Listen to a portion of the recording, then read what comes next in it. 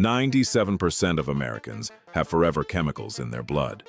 They are in your tap water, your food packaging, your raincoat, your non-stick pan.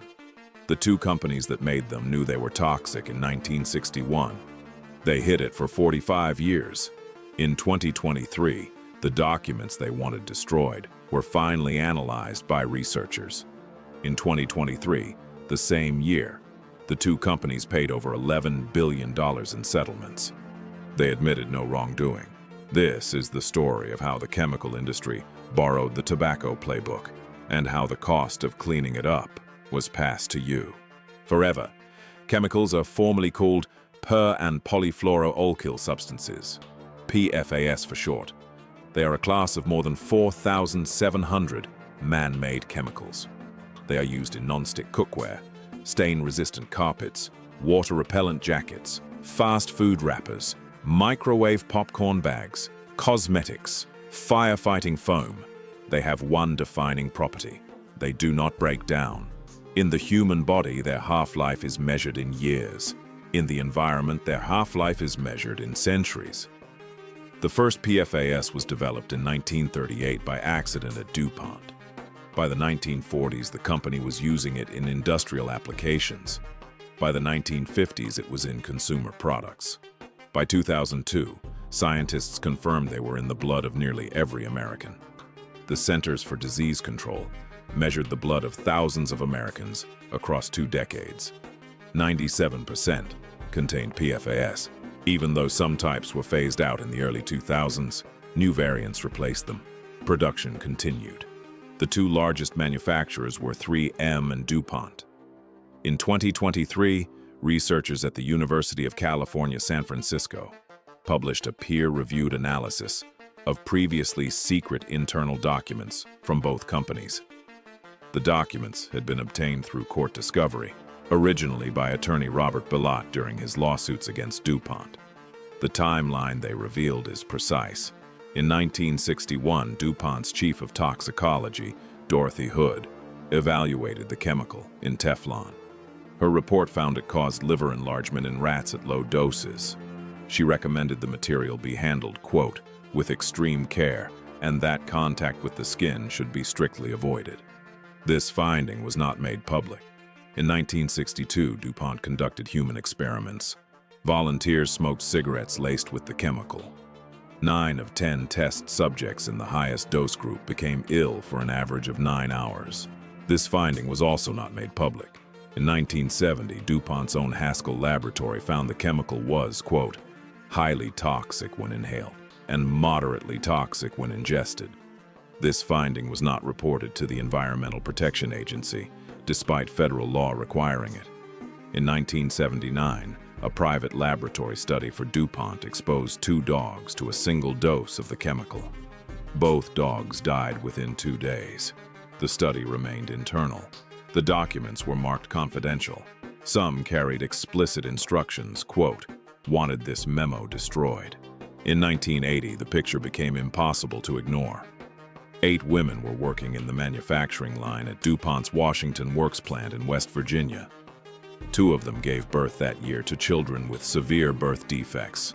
One child was born with eye defects and a single nostril. The other was born with eye and tear duct defects. The same year, 3M and DuPont quietly reassigned all female workers away from the production line. They did not tell the workers why. They did not publish the findings. The following year, an internal DuPont memo stated, quote, we know of no evidence of birth defects caused by C8 at DuPont. In a different document the same year, executives compared the chemical to, quote, table salt.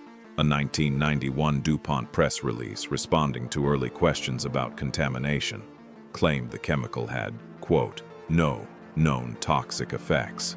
That statement was made 30 years after Dorothy Hood's 1961 toxicity report. If this is the kind of pattern you want to see exposed every Thursday, hit subscribe. The 2023 peer-reviewed study published in the Annals of Global Health was the first to formally analyze the PFAS industry's tactics using methodology developed to study tobacco. The conclusion was direct. The chemical industry, quote, used the tactics of the tobacco industry to delay public awareness of the toxicity of PFAS. The pattern was specific. First, suppress unfavorable research. Internal studies stayed internal. EPA reporting requirements were ignored. Second, distort public discourse. Press releases minimized risks. Internal data was withheld from scientific journals. Third, reassure employees and the public. Internal memos described the chemical as comparable to table salt. Public statements claimed no toxic effects. The research team described the strategy as a, quote, production of silence, not active misinformation, strategic non-disclosure.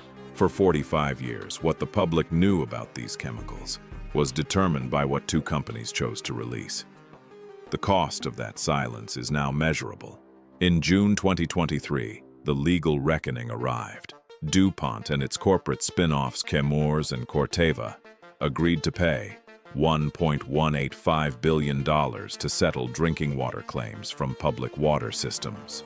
3 weeks later, 3M announced its own settlement, up to $12.5 billion in nominal value, $10.3 billion in present value, paid over 13 years to more than 11,000 public water systems.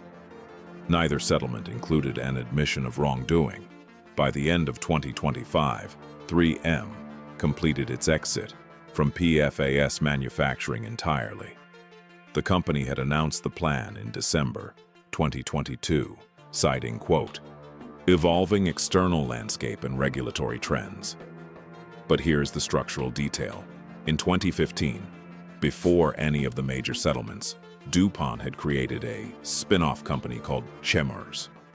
Chemours was designed to absorb the legacy PFAS liabilities, while DuPont continued operating in other lines. In 2019, DuPont split again, creating Corteva. In 2023, the settlements were divided among Chemours, DuPont, and Corteva. None of them was the same legal entity that had operated the Washington Works plant in 1961. The new DuPont's official statement to researchers in 2023 noted, quote, DuPont de Nemours has never manufactured PFOA or PFOS. DuPont de Nemours cannot comment on allegations contained in the UCSF paper that relate to historical matters. The corporate name absorbed the liability. The corporate structure dispersed it. Researchers at New York University have estimated the cost of PFAS exposure on the American population. The lowest figure, covering 13 medical conditions with the strongest evidence, is $5.5 billion over the lifetime of the current population. The higher figure, including additional conditions with preliminary links, reaches $63 billion. A separate 2021 estimate placed the annual U.S. healthcare cost from PFAS exposure between $37 and $59 billion per year. These costs are not paid by the companies that produced the chemicals. They are paid by patients, by insurance premiums, by Medicare and Medicaid, by the public health system. The $11 billion in settlements is small compared to the estimated lifetime healthcare burden, and the chemicals have not stopped being made. 3M exited production. Other manufacturers continued. New variants like Gen X have replaced the older types. Their long-term toxicity is, again, not fully understood by the public. The pattern is the same. The names of the chemicals have changed. Approximately 97% of Americans carry PFAS in their blood today. The half-life of those chemicals in the human body is measured in years. The half-life in the environment is measured in centuries. The chemicals that were detected in your blood in 2002 will still be there in 2030. In 1961, two companies knew their chemicals were toxic.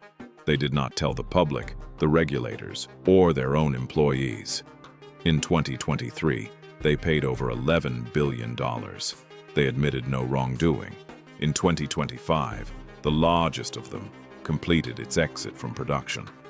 The chemicals remained in the blood of 97% of Americans. The companies are still profitable. The settlements are paid out over decades. The cleanup costs are public. The Dark Vault opens every Thursday. Subscribe Because the next story is already being built without you knowing.